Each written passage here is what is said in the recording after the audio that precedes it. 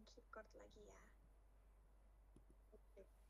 Oh ya, sedikit saya menjelaskan tadi biar lebih spesifik ya. Untuk ilmu perundang-undangan itu dibagi tiga subbagian, yaitu proses perundang-undangan itu meliputi tingkatan persiapan dulu, penetapan, dan pelaksanaan untuk menyusunnya. Untuk tahap kedua itu metode perundang-undangan, yaitu penilaian dan pemanduan kembali produk yang sudah jadi. Kemudian ketiga, teknik perundang-undangan, itu berkaitan dengan bentuk dalam, bentuk luar, dan ragam bahasa atau teks. Seperti itu. Jadi nanti saya kirimkan ini PPT saya. Ibu, selanjutnya, selama menjalankan tugas, tantangan komunikasi seperti apa yang paling sering Ibu temui, baik antar divisi ataupun mungkin personal? Kalau untuk di kantor sendiri sih tidak ada ya, karena kami yang memfasilitasi produk hukum itu ke perangkat daerah terkait. Jadi dan sebelumnya juga ada teman-teman yang sudah menjadi tenaga ahli di setiap kabupaten. Jadi itu mempermudah cara kami berkomunikasi ketika pada saat kami memfasilitasi untuk rapat harmonisasi untuk mendapatkan hasil yang final. Yang biasanya komunikasi yang agak halangan sedikit mungkin kalau yang masih baru-baru ya, yang apa namanya, mungkin yang ditugaskan baru. Seperti saya misalnya, kalau tumben saya ditugaskan di bidang kerjasama gitu. Yang agak riskan itu biasanya komunikasi, karena kita ketemu dengan orang-orang baru, terutama yang kita hadapi itu adalah orang-orang yang memiliki jabatan, bukan staf. Karena mereka nanti yang menentukan suatu keputusan. Karena itu bukan staf, jadi juga bisa di sana ada unsur kepentingan.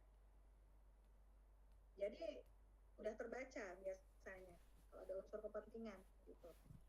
Nah, di sana itu biasanya saya agak gimana ya, agak canggung karena saya takutnya dinilai ini apa namanya, mempersulit. Padahal di sisi saya itu sebagai tenaga ahli hukum, apalagi dari instansi luar, bukan dari Pemda, tapi dari Kementerian Hukum. Di sana posisi saya tentunya di tengah-tengah. Di satu sisi saya sepakat adanya kerjasama, terutama yang bisa menguntungkan pendapatan daerah. Tetapi apabila di dalamnya ada unsur kepentingan yang suatu saat bisa menimbulkan kasus hukum atau wan prestasi, sudah pasti saya cegah. Cegahnya itu dengan cara saya akan pasti berbicara secara profesional. Saya akan mempelajari dulu apa yang mereka inginkan. Itu saya pelajari dulu. Maksudnya sudah di forum ini ya. Kita harus cepat tangkap gitu. Apa yang mereka inginkan. Kemudian saya cari dasar hukumnya. Setelah itu apabila saya mendapatkan kesempatan untuk bicara, memberikan masukan, jadi langsung saya sampaikan sesuai dasar hukum ini misalnya gitu. Karena kalau sarjana hukum itu sudah pasti berbicara tidak mungkin hal-hal yang kayaknya seperti mungkin itu tidak boleh, harus hal-hal yang pasti. Jadi harus ada dasar hukum ketika kami bicara.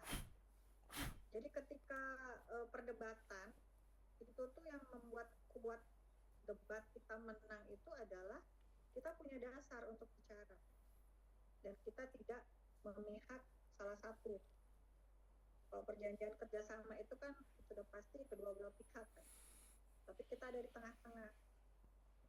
Bagaimana caranya supaya kerjasama itu bisa terjadi, terrealisasi, tapi tanpa adanya hambatan atau unsur-unsur yang membuat nanti terjadi kasus di kemudian hari atau wan prestasi. Biasanya seperti itu. Jadi kalau mungkin ilmu komunikasi itu diperlukan, karena kan itu juga kita harus membaca situasi tempat di mana kita harus bicara, mengetahui karakter masing-masing orang. Jadi jangan ini juga bawa emosi. Jadi harus tenang. Terus, dan paling utama ya, karena saya itu perempuan, penampilan itu nomor satu. Karena ketika kita itu datang, nggak mungkin orang tuh tahu, orang ini pinter nih, ini nggak pinter, nggak mungkin. Pasti yang dilihat tuh fisik. Jadi kalau cewek itu atau cowok lah, penampilannya rapi, terus menarik ketika dilihat, apalagi ditambah berbicara itu sopan, tenang, itu kan enak penyampaiannya dan malah bisa diterima. Jadi yang tadinya emosi nggak jadi emosi seperti itu. Jadi buat yang cewek-cewek, penampilan nomor satu ya. Yang cowok juga lah, harus cakep, wangi gitu. Ada lagi? Tadi kan kita lebih ngobrol ke dinamika dan tantangan komunikasi. Nah, kalau sekarang lebih ke regulasi dan etika sih. Apakah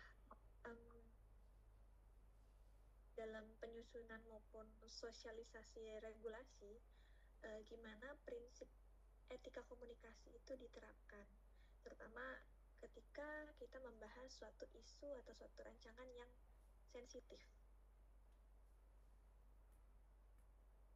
Yang sensitif. Jadi kita baru bicara hal-hal yang sensitif ya. Itu sudah pasti kalau di produk hukum itu, di suatu rancangan, apabila ada yang sensitif itu, berarti karena itulah rancangan itu disusun, itu urgensinya. Karena ada sensitifnya di sana. Dan itu pasti akan kita tanyakan, terutama yang sensitif itu masalah anggaran biasanya. Sensitif itu masalah anggaran. Karena peraturan itu disusun apalagi mengenai APBD, itu kan agar disesuaikan, agar tidak nanti terjadi juga seperti kasus-kasus yang tidak sesuai dengan APBD, tapi itu dilaksanakan seperti itu. Jadi itu sudah pasti kita tanyakan, dan itu pasti kita tanyanya itu berulang-ulang, karena untuk memastikan. Jadi kami itu bukan mempersulit, tapi kami tidak ingin ada hal-hal yang akan terjadinya nanti kasus hukum di kemudian hari. Apalagi kami yang memfinalkan rancangan produk hukum tersebut.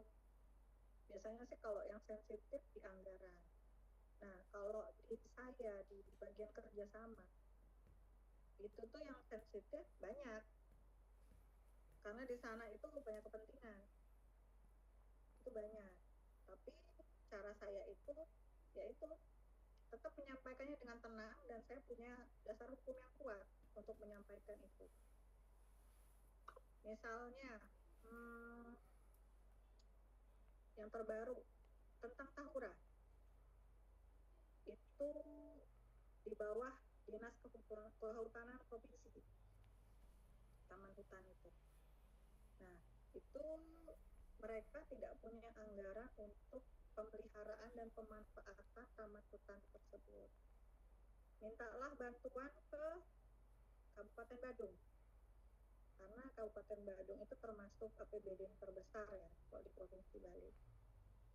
Nah, kemudian Kabupaten Badung itu akan mengambil alih untuk pemanfaatan dan pemeliharaan selama 5 tahun. Kemudian setelah 5 tahun akan itu masih rencana akan dihibahkan ke provinsi lagi, ke Tahura itu di bawah Dinas Kehutanan. Nah, di sana jadi ini udah lumayan lama dibahas dan saya menyampaikan saran bahwa sebelumnya kita harus tahu dulu ini aset Tahura punya siapa, kemudian mereka punya perjanjian dulu dengan Dinas PUPR karena dulu itu dijadikan tempat parkir kegiatan G30 itu kalau nggak salah atau apa gitu. Nah itu apakah perjanjian sebelumnya itu sudah selesai, terus ketika nanti mengurus izin sebaiknya itu harus diselesaikan dulu juga. Jangan nanti kita bikin perjanjian kerjasama itu cepat-cepat tapi ternyata yang lain itu belum selesai. Misalnya perjanjian dengan yang pihak terdahulu belum ada surat tanda terima bahwa itu selesai, misalnya BAP-nya. Nah itu harus dipastikan semua. Kalau masalah bikin perjanjian baru itu kan gampang.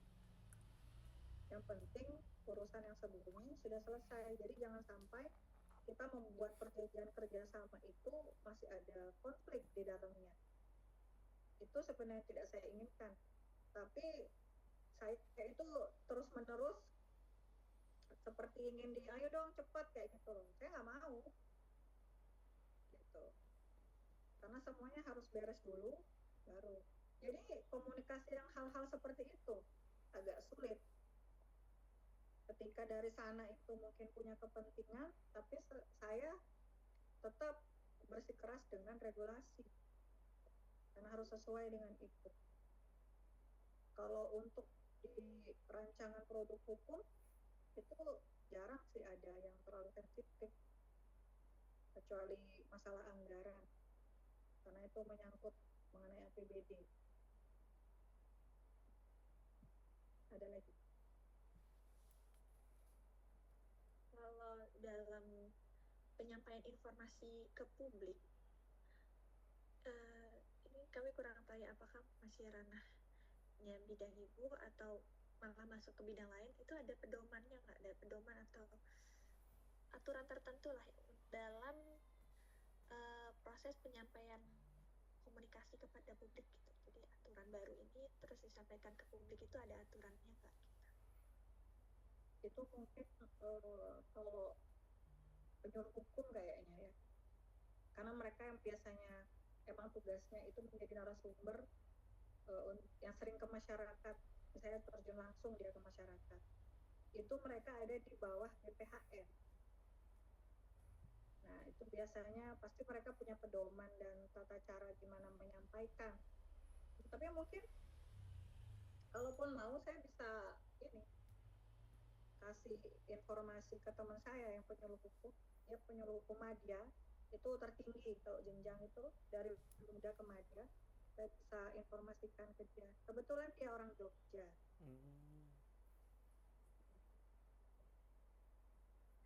Gitu. Itu yang senior itu. Mungkin bisa tanya ke situ kalau masalah gimana mensosialisasikan ke masyarakat. Karena mereka sering terjun langsung. Terutama itu yang saya bilang pos bantuan hukum. Itu benar-benar terjun langsung itu. Kalau itu kita boleh minta kontaknya. Mungkin beliau berkenan juga untuk jadi narasumber kamu dalam tugas kamu. Boleh. Boleh banget. Dia pasti mau tuh. Suka dia.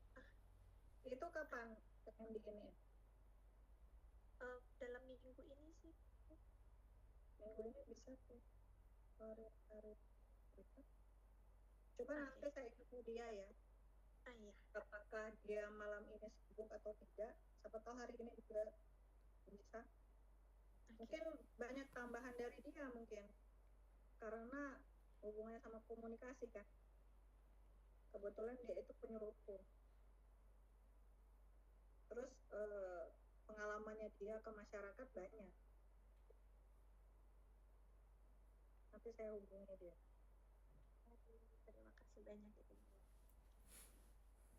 Ya, Kita beralih ke pertanyaan selanjutnya. Kalau menurut Ibu, apakah kekuatan utama yang dimiliki oleh bidang perancangan perundang-undangan dalam menjalankan fungsi komunikasinya?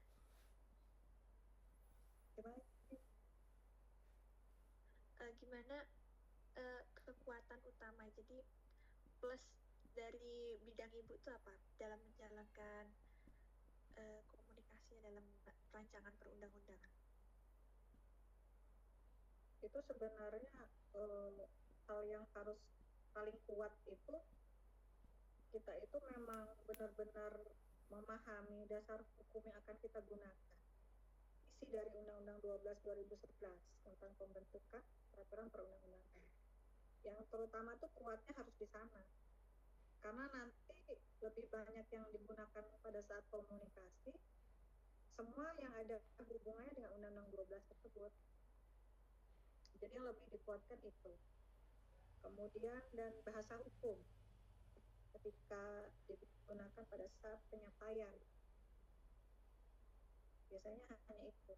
Tapi mungkin kalau berbicara di forum itu, karena kita mungkin sudah terbiasa ya, jadinya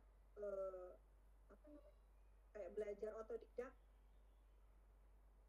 terus sudah memahami lapangan, itu karena kebiasaan sepertinya. Jadi belajar secara otodidak. Ada lagi? Jauh ini dirasa ada kendala nggak, atau ada suatu hal yang bisa nih diperbaiki gitu, bisa tinjau ulang bersama gitu, ada kendala-kendala yang belum terselesaikan? Biasanya kalau kendala itu dari pemerintah daerahnya sih. Ketika mereka itu, kita sudah menyampaikan banyak masukan, terutama dari tim intern. Kemudian setelah dikirimkan ke kanwil Kementerian Hukum, biasanya itu yang dikirim itu suatu hal yang berbeda dan yang belum diperbaiki. Jadi kesalahan teknis biasanya. Sedangkan itu sudah masuk di aplikasi eHarmon. Jadi seperti sudah terhitung ada berapa produk hukum masuk. Jadi biasanya kendalanya di sana. Jadi seperti apa ya kendala? Kadang juga mungkin sistem atau sinyal gitu. Jadi ketika sudah dikirimkan, tapi mungkin dipencet berulang-ulang, jadinya yang masuk lebih dari satu. Biasanya kendalanya di aplikasi. Tapi itu dari perangkat daerah. Kemudian itu juga ada penilaian apabila kita itu namanya IRH. Itu tuh penilaian apabila kita itu rapi gitu pengarsipannya, berapa produk hukum yang masuk, berapa yang sudah selesai, seperti itu. Itu ada penilaian juga. Itu kan dari bidang eksternalnya ya. Kalau misalnya dari sisi internalnya, sisi dalam bidang perancangan perundang-undangannya ada nggak kendala? Sejauh ini sih nggak ada. Karena memang tupoksi kita sebagai perancang. Jadi ya itu disesuaikan dengan dasar hukum aja cara kerjanya.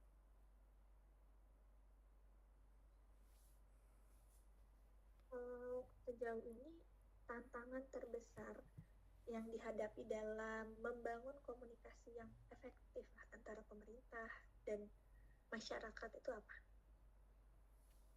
Komunikasinya antara perancang, pemerintah daerah, dan masyarakat. Antara pemerintah dan masyarakat. Oh, dari pemerintahnya. Tapi pemerintah daerah berarti ya? Iya, betul. Pemerintah daerah. Jadi pemerintah daerah itu justru membuat produk hukum itu kan sesuai dari gimana di masyarakat itu. Misalnya Kabupaten Badung nih paling sering bikin produk hukum yang dia itu ingin mensejahterakan masyarakat. Seperti kemarin tentang lanjut usia. Nah, itu kan diberi tunjangan untuk yang punya KTP Badung. Jadi setiap ulang tahun itu diberikan dana. Jadi ada di rancangan peraturan bupati itu. Kemudian yang terbaru lagi mengenai beasiswa, tentunya yang ber-KTP Badung juga.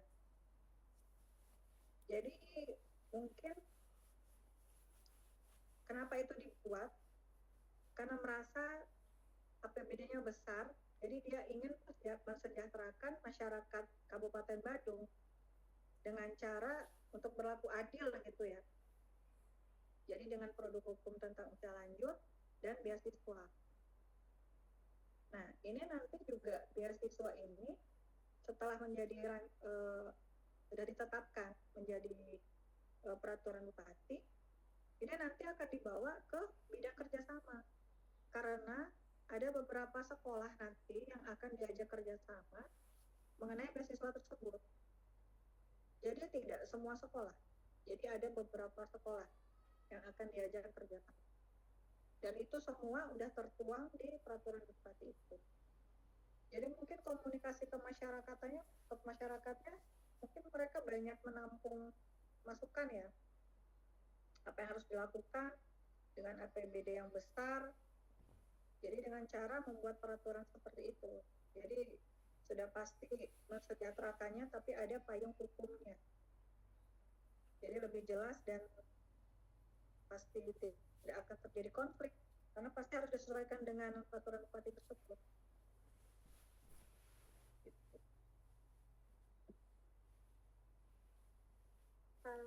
Saat ini inovasi dan transformasi digital apa aja yang udah diterapin untuk dukung proses kerja dalam penyebaran informasi hukum?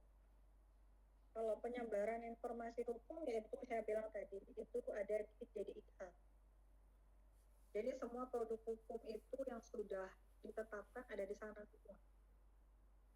Jadi misalnya kita mau cari rancangan peraturan daerah yang nomor berapa, itu ada semua di sana. Gampang kita nyari, itu ada di JDIK. Itu namanya Jaringan Informasi dan Dokumentasi Hukum. Mungkin nanti bisa di searching, ada kok.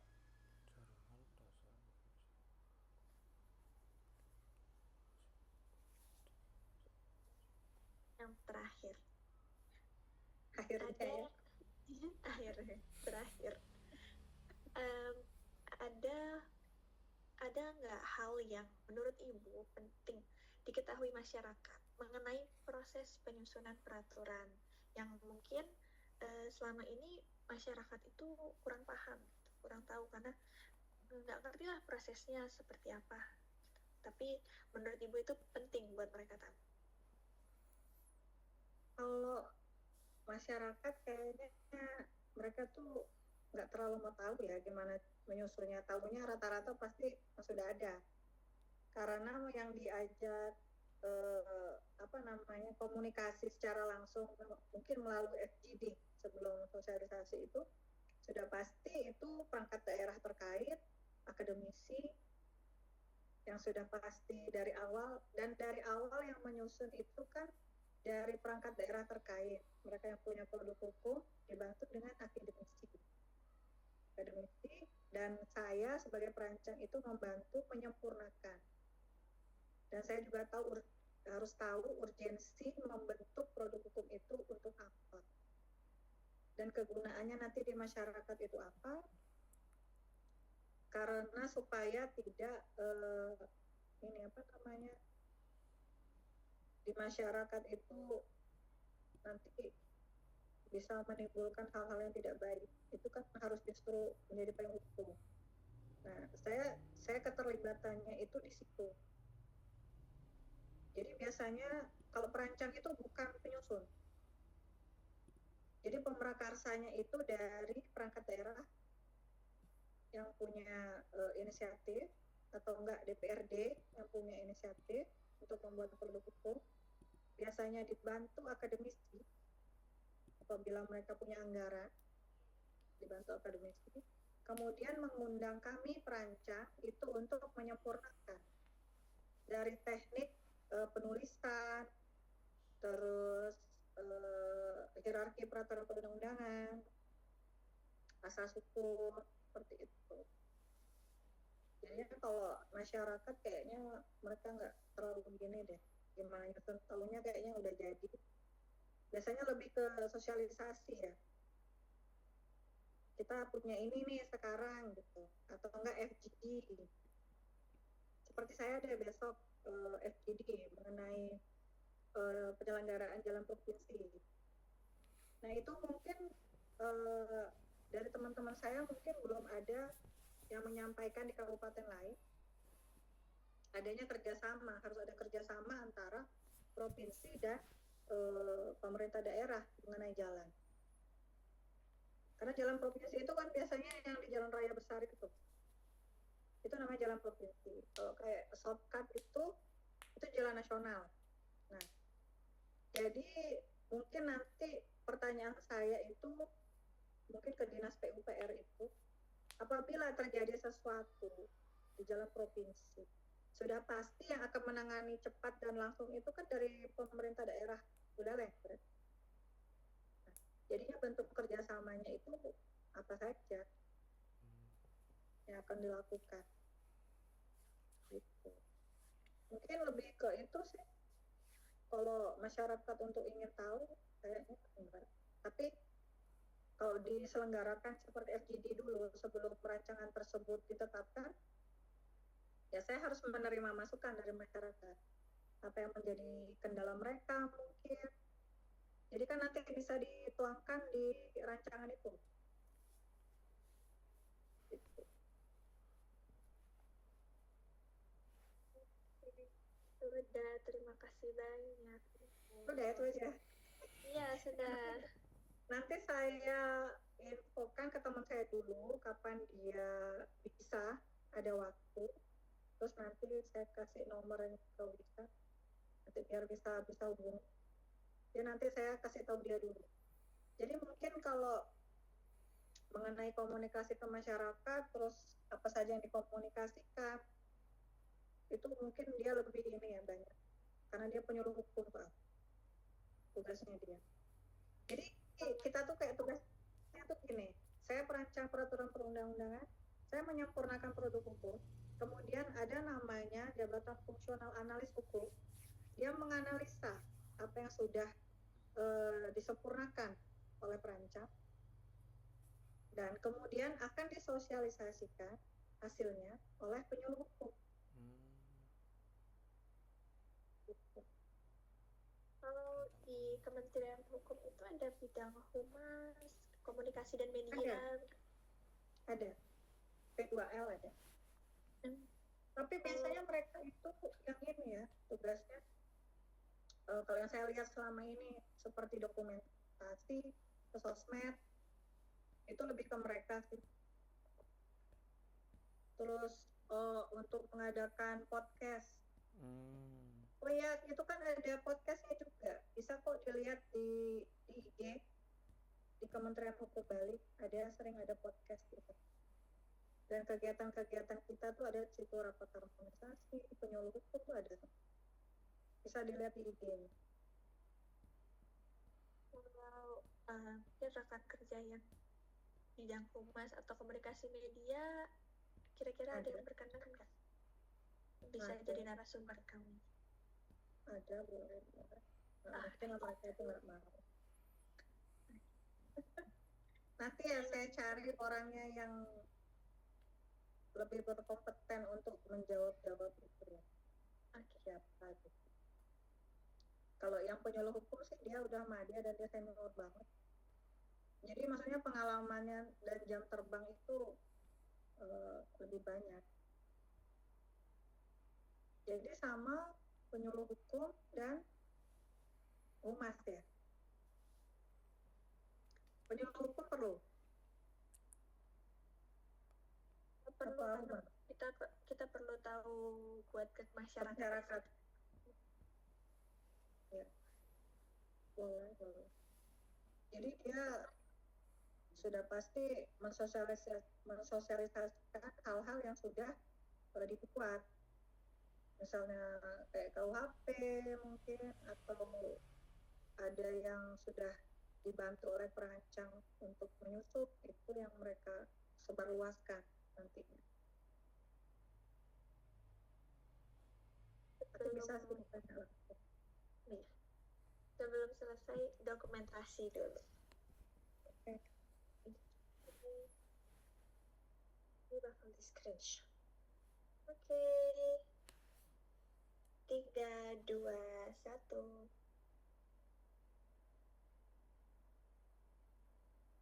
Oke, sudah. Terima kasih banyak, Tante, sudah mau menjadi narasumber, mau direpotin. Gak apa-apa. Senang bisa membantu, kebetulan hari ini juga libur, tadi pagi aja di upacara, walaupun tanggal merah. Tapi semua kantor. Jadi nanti saya kasih PPT saya, terus nanti saya info juga ke teman saya kapan dia berkenan ya. The recording has stopped. Nah, udah mau habis? Iya, Nanti saya tinggal 5 hubungin menit. saya. Oke, terima kasih Bu.